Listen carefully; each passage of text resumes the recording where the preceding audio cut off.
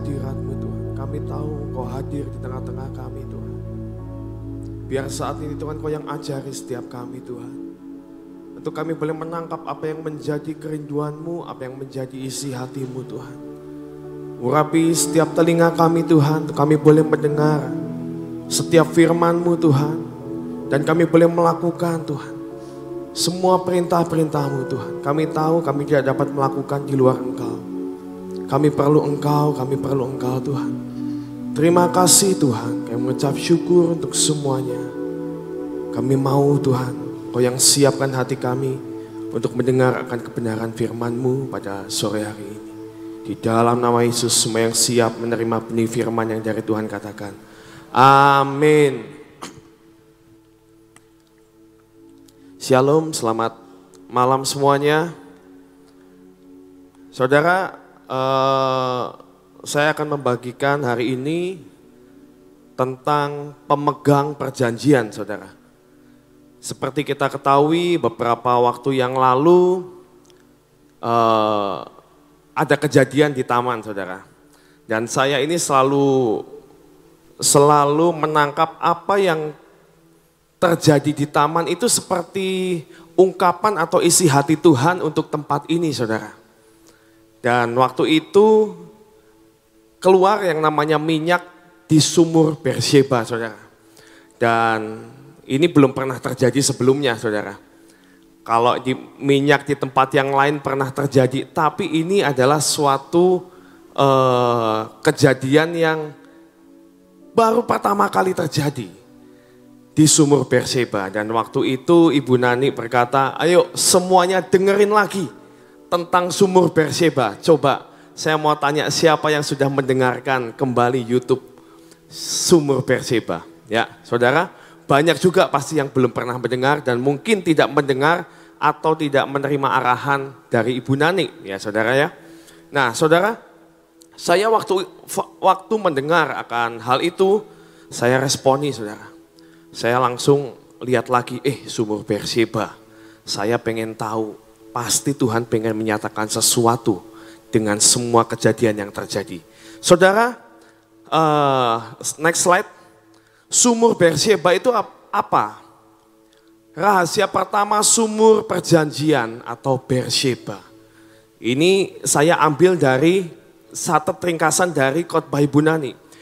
Ber artinya sumur. Sheba artinya sumpah atau perjanjian. Sumur Beersheba artinya sumur yang membual-bual atau sumber air yang berkelimpahan karena tidak pernah habis airnya, saudara.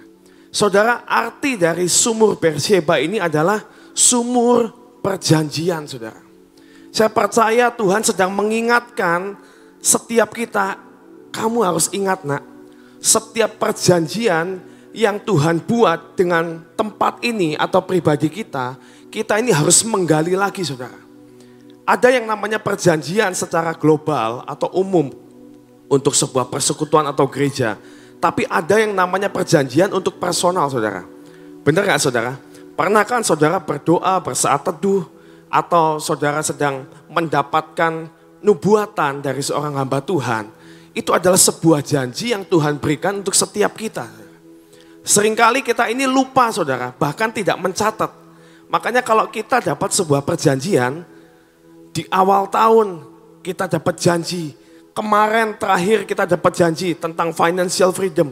Itu adalah perjanjian yang Tuhan buat dengan tempat ini, dengan kehidupan atau dengan jemaat kita. Yang streaming yang ikut termasuk Anda. Ya, saudara. Jadi kita harus menggali yang namanya perjanjian apa yang sudah Tuhan nyatakan di tengah-tengah kita. Ya. Saudara, yang namanya perjanjian ini tidak bisa dilakukan dengan yang namanya seorang anak kecil, saudara.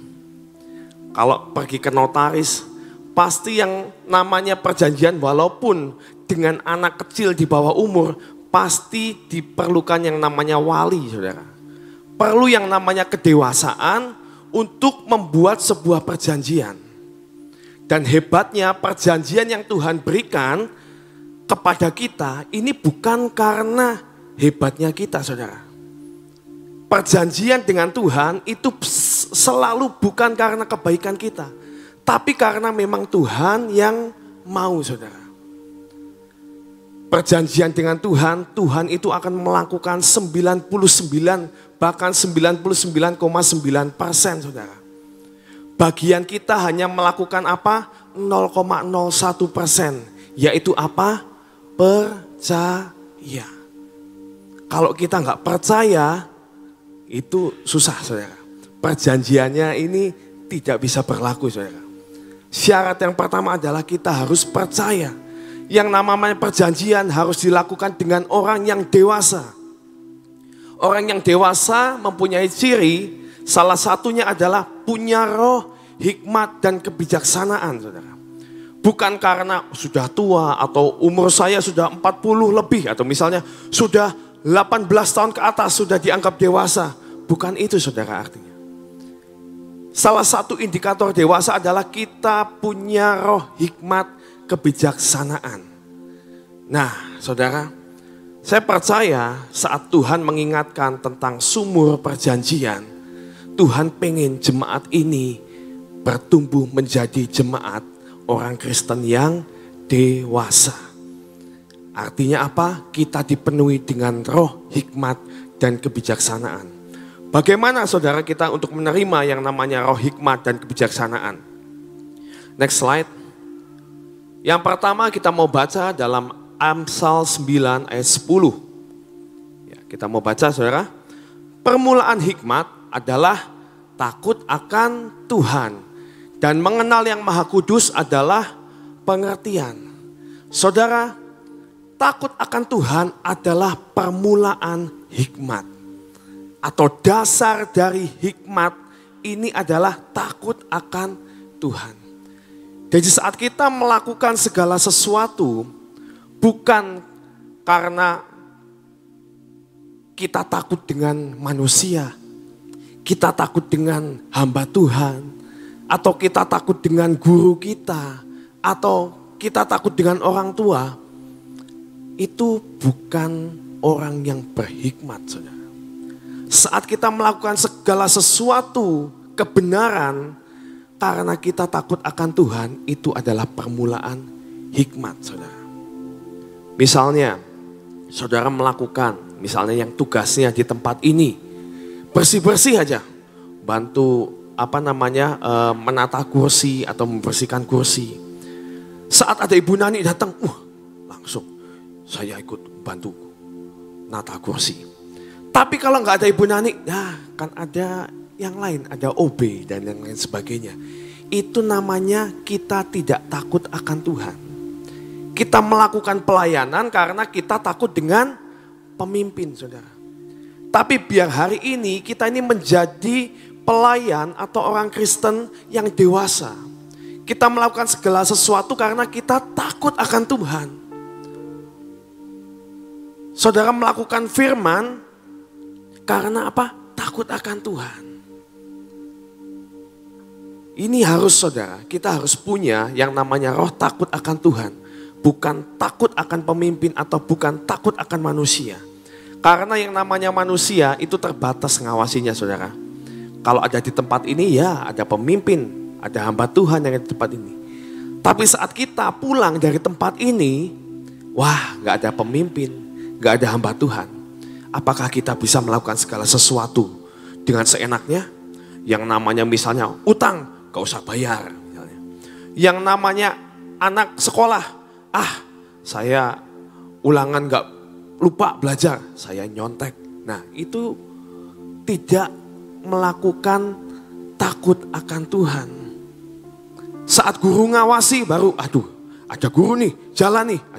Saya harus tidak boleh nyontek. Tapi saat gurunya keluar sebentar, misalnya mau ke kamar kecil, pada ribut ulangan. Nomor 2 apa? Nomor apa? Nah, itu namanya anak-anak, kamu melakukan karena takut akan guru kalian. Bukan karena takut akan Tuhan. Yuk, kita hari-hari ini, kita harus mengupgrade hidup kita. Kita harus punya yang namanya roh yang takut akan Tuhan. Supaya kita menjadi pribadi yang dewasa. Yang kedua, saudara, Mazmur 90 ayat 12 dikatakan, ajarlah kami menghitung hari-hari kami sedemikian, hingga kami beroleh hati yang bijaksana. Ternyata salah satu cara untuk kita boleh menjadi atau mempunyai hati yang bijaksana adalah kita harus menghitung hari-hari kami sedemikian, hari-hari kita sedemikian. Sehingga kita beroleh hati yang bijaksana. Artinya apa? Kita harus menghargai setiap waktu yang Tuhan beri, setiap kesempatan yang Tuhan beri untuk setiap kita, saudara. Next slide. Ini saya mau kasih gambaran, saudara. Saya sudah pernah sharing ini minggu kemarin di PW, tapi mungkin ada yang belum dengar. Saya mau ajak kita untuk merenungkan setiap waktu yang Tuhan beri. Nih saudara, misalnya umur manusia sekarang, umur kita berapa coba ya? Ada yang 45, ada yang berapa? Ada yang 60 tahun, kita ambil waktu yang 60 tahun saudara. Ternyata waktu untuk tidur, yang kita pakai untuk tidur 8 jam, kita diberi waktu semuanya sama ya, 24 jam saudara. Kalau 8 jam itu berarti artinya sepertiga hari saudara. Berarti saat orang berusia 60 tahun, itu mereka sudah memakai waktunya 20 tahun untuk tidur, saudara. Lama nggak saudara 20 tahun? Lama saudara. Yang namanya anak, itu berarti sudah hampir lulus kuliah. Lama saudara. 20 tahun untuk tidur. Nah, untuk kerja. Orang yang kerja kantoran, biasanya kerja dari jam 9 pagi sampai jam 5 sore. 8 jam lagi. Berarti waktu yang dihabiskan berapa? 20 tahun lagi saudara. Nah, kita masih punya waktu lagi 8 jam saudara. Sisanya kita pakai misalnya untuk beribadah di tempat ini 2 jam. Ya, saudara kalau kita ambil waktu 2 jam, saya hitung 2 jam kita ambil setiap hari. Itu kita baru memakai waktu kita 1/5 dari waktu yang Tuhan beri untuk setiap kita. Bahkan perpuluhan pun belum sampai saudara. Padahal itu adalah kewajiban kita untuk mengembalikan setiap waktu yang Tuhan beri. Kita harus isi hari-hari ini. Iya ya, ternyata 8 jam ini saya pakai untuk apa?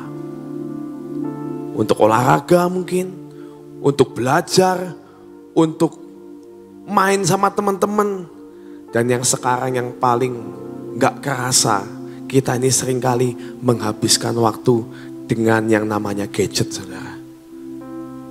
Anak saya kalau pulang sekolah, pulang, halo Pak ya, halo Ma, taruh nih kayak Lani di sini.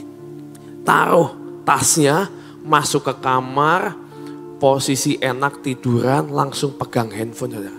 Terus saya liatin.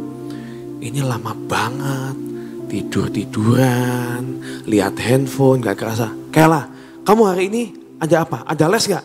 Ada nanti. Ayo siap-siap. Bentar Pak. Lihat. Gadget saudara. Setiap kali kita mau, ya memang kita ini sekarang ini kerjaan juga semuanya di handphone semua. Tapi seringkali kalau kita sedang kerja, balas chatting saudara. Balas chatting. Tek sudah gitu ya, tiba-tiba ada iklan lewat yang namanya kita buka Instagram lah, kita buka apa yang akhirnya kebablasan saudara.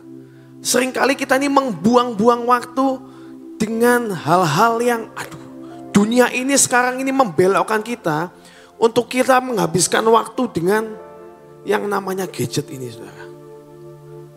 Ada beberapa handphone yang bisa dilihat itu screen time atau kita melihat gadget kita ini berapa lama saudara. Coba dicek yang namanya screen time. Saya kemarin cari di handphone saya kok nggak ada ya saudara.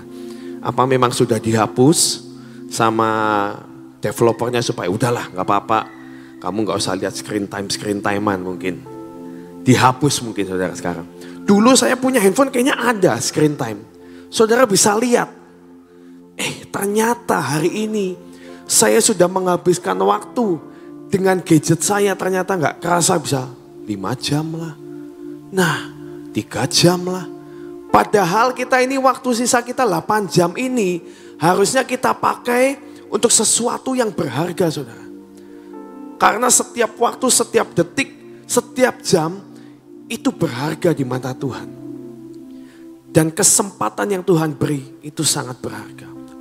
Gak ada artinya waktunya 1 detik. Saudara, arti waktu 1 detik, saudara boleh tanya kepada pelari runner up yang kalah dari juara 1 hanya 0 atau sekian detik, saudara. Itu arti waktu 1 detik. Ternyata berharga, saudara.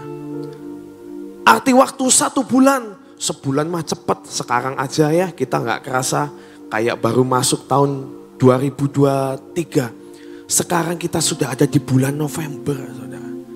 Novembernya aja udah pertengahan, saudara. Waktu itu cepat banget, saudara. Waktu 1 tahun, kalau kalian tanyakan, waktu 1 tahun cepat, iya. Kita sudah apa yang kita sudah lakukan. Biasanya kalau awal tahun kita bikin yang namanya resolusi. Tahun ini saya pengen kurus misalnya.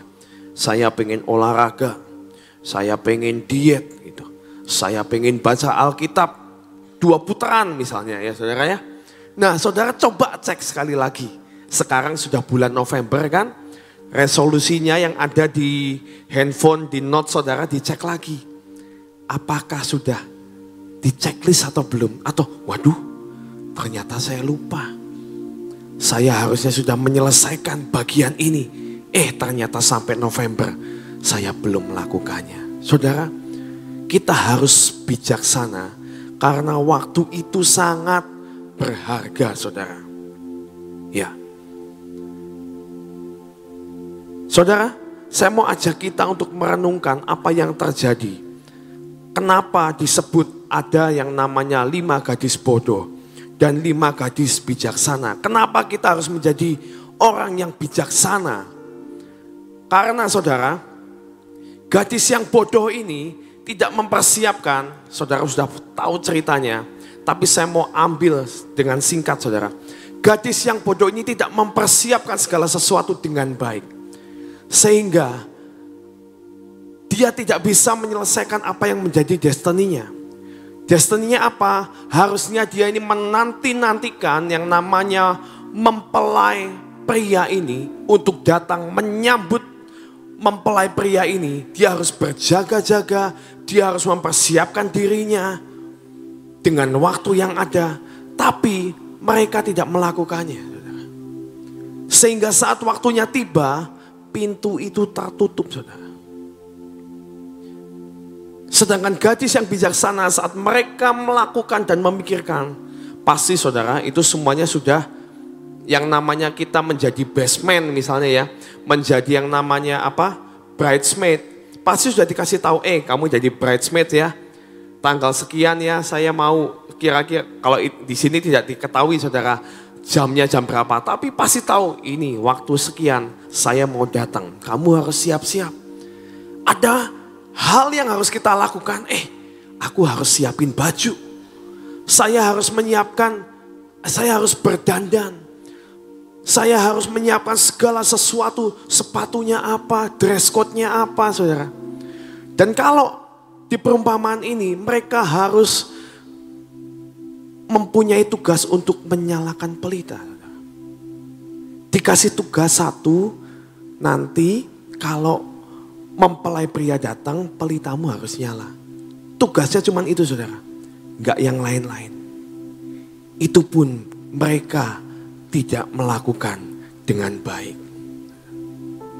Gadis yang bijaksana, dia memikirkan, nanti kalau misalnya datangnya agak mundur waktunya, saya harus menyiapkan yang namanya minyak cadangan. Melakukan segala sesuatu, menghargai segala sesuatu, saudara. Sehingga dia bisa dikatakan gadis yang bijaksana.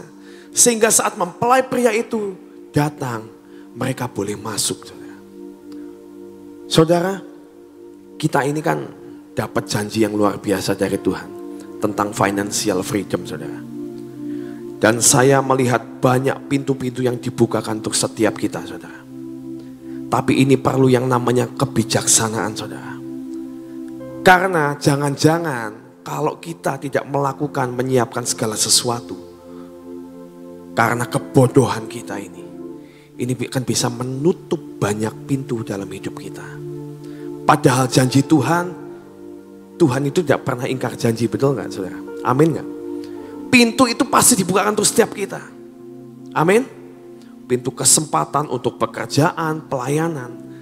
Tapi kalau kita tidak meresponinya dengan bijak, jangan-jangan pintu itu satu persatu akan tertutup dalam hidup kita. Saudara, pentingnya bijaksana karena itu akan membuka banyak hal. Dan kebodohan ini bisa menutup banyak pintu, saudara. Saudara, siapa yang sudah mengalami financial freedom? Saudara, ada banyak sekali yang namanya kesaksian-kesaksian. Bahkan beberapa waktu ini, beberapa hari ini, ada kesaksian, saudara, dari seorang penjaga taman. Bahwa dia mendapatkan yang namanya undian, saudara, dari sebuah bank. Enggak pernah, nabungnya udah lama, udah lupa, saudara. Ditaruh di bank itu, bahkan lupa nominalnya berapa. Enggak ngerti, saudara. Enggak pernah nabung, saudara. Tiba-tiba ditelepon dari sebuah bank. Dan menyatakan, Pak, ini dengan Bapak ini. Iya, Bapak datang ke kantor kami ya. Waduh, ada apa ini dipanggil di bank, saudara. Bahkan lupa pernah nabung di bank itu. Setelah datang tiba-tiba, Pak, selamat ya. Bapak dapat undian nomor 1. Dapat mobil Avanza, saudara. Saudara, bagian kita cuman apa? Percaya, saudara. Yang melakukan siapa? Tuhan. Orang yang punya tabungan yang bermiliar-miliar aja banyak di tempat itu. Kenapa bisa jatuh kepada teman kita ini? Saya percaya tidak ada satupun yang kebetulan. Saya pun pengen menyaksikan, saudara. Sejak financial freedom itu, saudara. Saya ini, pekerjaan saya juga mengalami hal yang gak lazim, saudara. Tiba-tiba yang namanya pintu kesempatan demi kesempatan itu dibuka. Klien itu datang terus, saudara. Dan kliennya ini seperti saya kalau doa, Tuhan, saya minta klien itu yang mudah ya Tuhan ya. Yang gak merepotkan, yang membawa keuntungan. Saya kerja ini pengen cari untung. Kalau kliennya kira-kira tidak mendatangkan untung atau mendatangkan kerugian, singkirkan dari hidup kami. Saudara, tiba-tiba yang namanya kesempatan demi kesempatan itu terbuka. Orangnya gampang, tiba-tiba ya udah saya DP dulu. Bahkan, saudara, saya belum kerja, saya baru ngasih penawaran, saudara.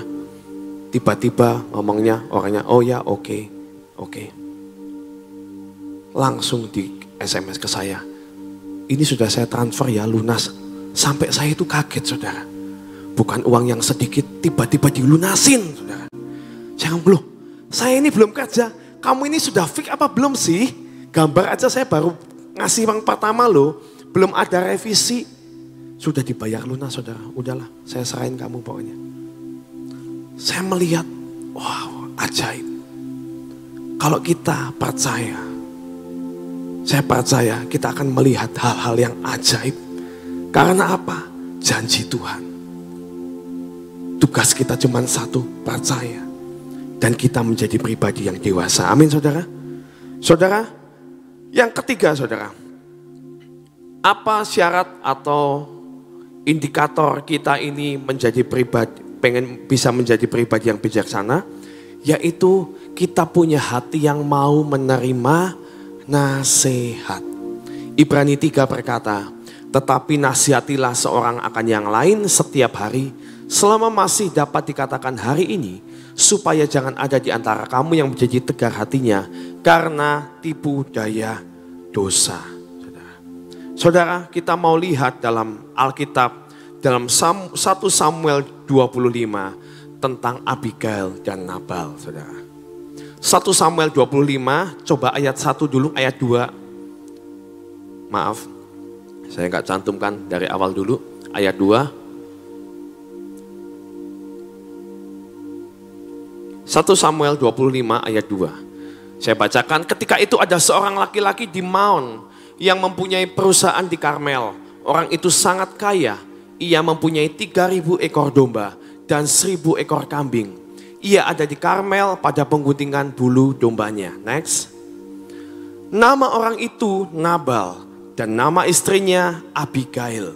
Perempuan itu bijak dan cantik. Tetapi laki-laki itu kasar dan jahat kelakuannya. Ia seorang keturunan Kaleb. Saudara, Nabal ini artinya juga bebal. Yang namanya bebal itu tidak bisa diberi nasihat. Saudara, latar belakang cerita ini adalah waktu itu Daud di tengah perantauannya saat dia dikejar-kejar oleh Raja Saul. Dia ada di sekitar perusahaannya Nabal di padang gurun ini, saudara. Dan mereka, anak buah Daud ini menjagai yang namanya anak kambing domba Nabal. Sampai suatu saat, waktu hari raya, Daud berkata kepada orang-orangnya, kamu pergi tuh kepada bos kita misalnya, ke Nabal. Dia kan sudah kita bantuin, kita ini menjagai. Walaupun secara tidak resmi, saudara, kita kan sudah menjagai. Tidak ada satupun binatang yang bisa memakan atau orang jahat yang bisa mencuri. Karena kita ini menjagai akan usahanya. Nah sekarang pas hari raya. Ya, kalau orang misalnya lebaran minta THR itu, saudara. Datang, saudara, ketemu dengan Nabal. Pak Nabal, ada salam loh dari bosku Daud ini. Ya, ini kan kamu boleh tanya ke orang-orangmu. Kita ini orang yang membantu kalian untuk menjaga beternak sehingga usahamu ini diberkati. Tidak ada pencuri, tidak ada yang nyolong. Bahkan binatang buas pun kita bantu usir. Nah, biar ini hari raya saya mau minta sedekah panen raya, hasil panen yang ada padamu aja, seberapa yang Tuhan rela. Saudara tahu, Nabal mendengar itu, dia bisa-bisanya harusnya kan berterima kasih. Terima kasih karena orang ini dikatakan sangat kaya, saudara. Istilahnya memberikan upeti itu normal lah, wajar lah.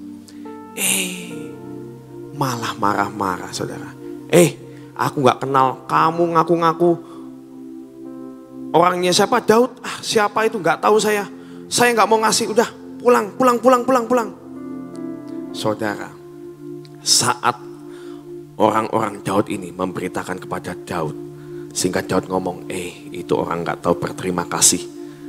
Aku berjanji, bawa pedangmu, habisi keluarganya, habisi semuanya. Saudara, saat orang-orang dari Nabal dan Abigail ini mendengar, ternyata ada sebuah ancaman yang terjadi karena kelakuan bebal si Nabal ini. Dia berbicara kepada Abigail, Abigail, ini bahaya loh. Saya mendengar ada sebuah rancangan malapetaka untuk keluarga kita, untuk tempat ini. Daud marah, mau membunuh kita semuanya. Saudara, yang namanya Abigail, dia mau mendengar dari seorang pelayan atau orang rendah istilahnya yang tidak selevel dengan dia. Tapi dia belajar mendengar nasihat itu. Dan akhirnya Abigail yang dikatakan wanita yang cantik dan bijaksana ini mengambil langkah tanpa ngomong sama Nabal, oke, kita harus berikan upeti, saya mau menghadap Daud. Dan 1 Samuel 25 ayat 17 dikatakan, oleh sebab itu pikirkan dan pertimbangkanlah apa yang harus kau perbuat. Sebab telah diputuskan bahwa celaka akan ditatangkan kepada Tuhan kita dan kepada seisi rumahnya. Dan ia seorang yang dursila sehingga orang tidak dapat berbicara dengan dia. Lalu segeralah Abigail mengambil 200 roti, 2 buyung anggur, 5 domba yang telah diolah, 5 sukat berti gandum, 100 buah kue kismis, 200 kue ara, dimuat semuanya ke atas keledai. Saudara, Abigail ini adalah orang yang bijaksana. Dia bisa mengambil keputusan dalam keadaan yang terjepit. Itu adalah salah satu ciri orang yang bijaksana, saudara. Kalau kita lihat presiden kita, kenapa dia bisa dihargai oleh negara-negara yang lain? Karena salah satunya karena dia mempunyai kebijaksanaan ini. Di saat negara mengalami hal-hal yang genting, menanggulangi yang namanya pandemi dan lain sebagainya, dia bisa mengambil keputusan yang tepat. Itu adalah ciri kebijaksanaan, saudara. Abigail di sini langsung mengambil sebuah keputusan yang tepat, yang membuat yang namanya Daud memuji kebijakan Abigail dan membatalkan rencana pembantaian itu, saudara. 1 Samuel 25 ayat 33 di slide berikutnya dikatakan, terpujilah, Daud ini berkata, kebijakanmu dan terpujilah engkau sendiri, bahwa engkau pada hari ini menahan aku daripada melakukan hutang darah dan daripada bertindak sendiri dalam mencari keadilan. Saudara, kebijaksanaan ini seringkali tidak membuahkan keuntungan hanya untuk diri sendiri. Tapi kebijaksanaan ini bisa membuat seisi keluarga kita atau lingkungan kita atau bahkan kota kita, negara kita diluputkan dari yang namanya malapetaka, saudara. Biar hari ini kita boleh bertumbuh menjadi pribadi yang bijaksana. Slide yang terakhir, saudara.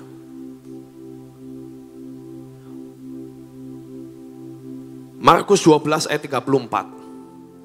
Yesus melihat bagaimana bijaksananya jawab orang itu dan ia berkata kepadanya, engkau tidak jauh dari kerajaan Allah.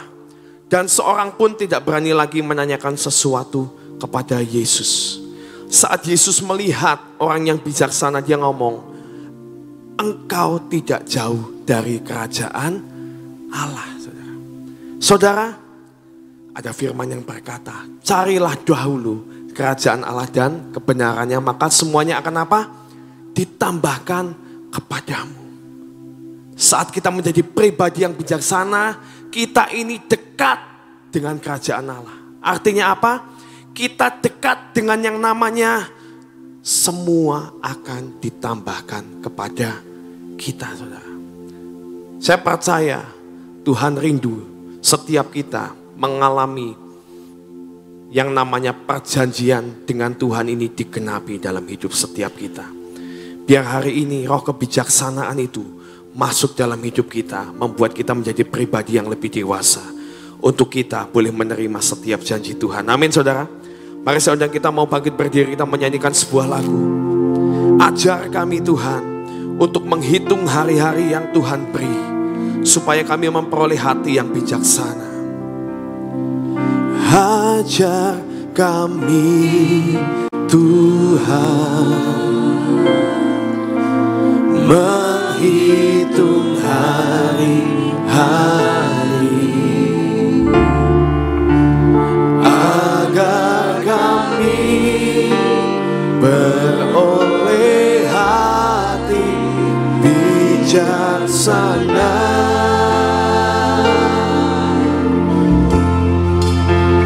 Ajar kami Bapa hidup dalam jalan-Mu, hidup dalam jalan. Ya Tuhan, pimpin setiap langkah kami, agar semua, biar setiap janji dan rencana-Mu digenapi di hidup kami, digenapi. Oh, biarlah nama-Mu Tuhan, kami terima jalan yang ajaib yang dari-Mu Tuhan. Jalan supranatural itu terjadi di hidup kami. Apa yang tidak pernah kami lihat, apa yang tidak pernah kami dengar, Engkau sediakan untuk setiap kami yang berharap dan percaya kepadamu. Setiamu Tuhan, agunglah karya-Mu. Yesus, kami bersyukur padamu. Mari terima roh kebijaksanaan itu. Tuhan, kami terima roh kebijaksanaan pada malam ini Tuhan. Biar roh kedewasaan itu jadi pribadi yang lebih dewasa, untuk kami boleh menerima setiap janji yang Kau beri dalam hidup kami. Kami percaya Tuhan, setiap pintu sudah Kau buka. Jadikan kami mendengar firman-Mu, menerima setiap janji-Mu, memasuki setiap pintu-pintu kesempatan yang Kau beri. Dalam nama Yesus kami terima, memeteraikan segala sesuatunya. Amin. Agunglah karya-Mu, Yesus, kami bersyukur.